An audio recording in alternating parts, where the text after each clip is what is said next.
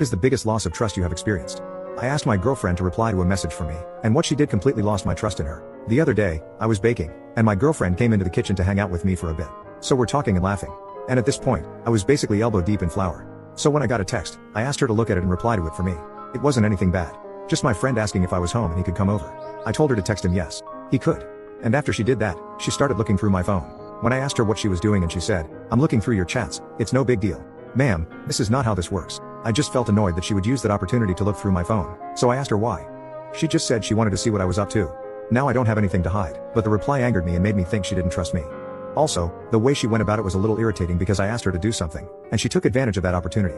Would I rather she did it secretly? She asked. No. In fact, I'd rather she didn't do it at all.